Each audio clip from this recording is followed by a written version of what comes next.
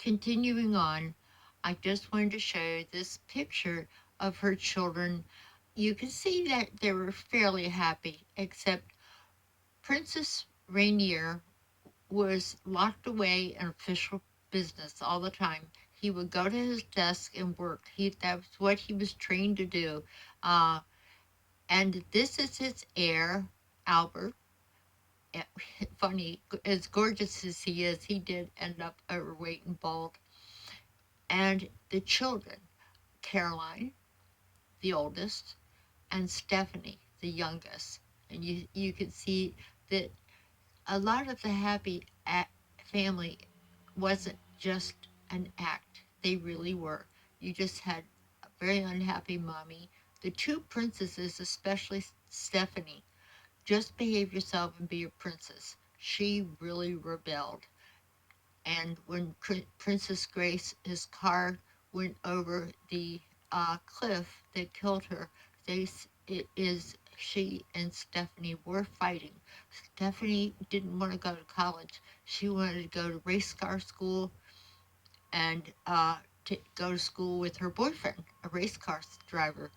Well, that's breaking every rule. And so, and Albert was just trained from the very beginning to run the kingdom, and that he's been doing ever since, except for one thing. He just a couple years ago had a quote unquote love child, and there was a quick wedding, and now there's another Princess of Monaco. And I believe that Grace was pregnant too. The whirlwind um, wedding, she had been over in Cannes and met the prince.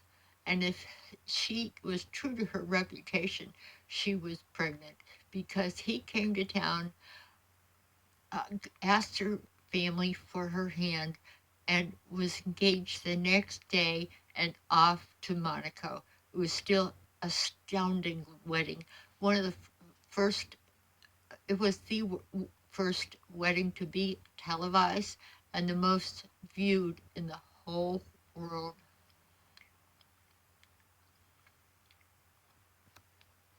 Back to the chart at hand.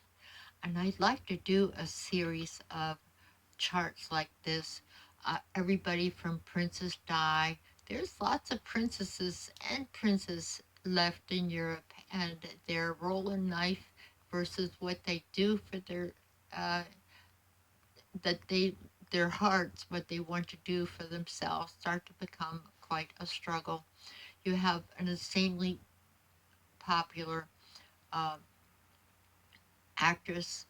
The world is already at her feet, and then you take her up to a castle and say no more acting. I don't think it was well thought out, but you have to admit, Rainier's handsome, the castle's astounding, and the kingdom is a darling little kingdom. It's just one of the prettiest places in the world. And but let's look at this Mars. Mars is a very fiery planet. It's the god of war. Wherever Mars is, you've got um, an argumentative, I guess the personality can fly off the handle very easily, uh, argue. The energy behind Mars is astounding, and you absolutely must channel it somehow. They're going to want to be out front, and they're going to want to have their way, and you just can't sit in the corner and knit, not with Mars in the first house. And it was said that she was non athletic as a child. That is not true. It She had tremendously good health. Anybody with moon trine sun, they're blessed. However, you have this Mars that says, I want action. Just that's very simple. And I'm Scorpio, so what happens is you have Albert Hitchcock said she was the ice queen, but there was a volcano under the surface. Well, that is Scorpio. What held her back? Uh, it was the ascendant squared the midheaven and these two planets in that square. If you have a square right there. And the important points in your chart, you can't pursue what you want to do, period. It's, it's not going to work. So that was the big problem with Princess Grace. Look at this. She's all water. The moon. Pisces moon. Well, they're dreamers. Everybody knows that. They live in another world. And when it's in the fifth house, this is the fun house of life. This is where it shows lovers. What's your love life gonna be like? You have the moon in a grand trine in Pisces in the fifth house. If you're learning astrology, I want you to think about that. But she also could dance and sing. She even had a hit record. So you have this amazing talent, and it's in the fifth house. And she would take on lovers probably out of it, just insane boredom. And that is the strong points of her chart I wanted to show you.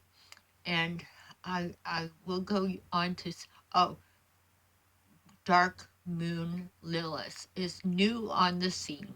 This is the asteroid, and is kind of small in the corner. It looks like a moon with a cross on it, and it is in Capricorn. It is directly um, in opposition to Pluto, and it's at the midpoint. Whenever you see things that are lining up at the same degree, 19, 19, 21, 19.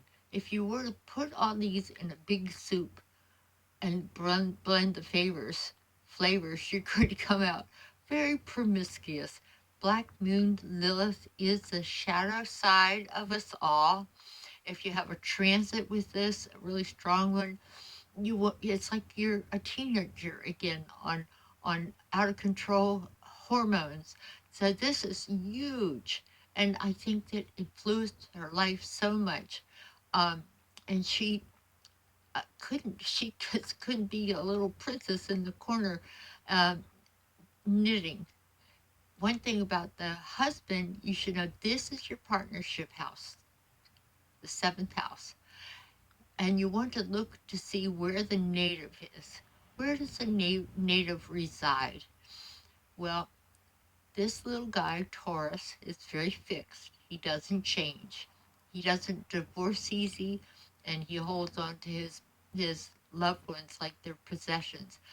The ruler of Taurus is Venus in the 12th house.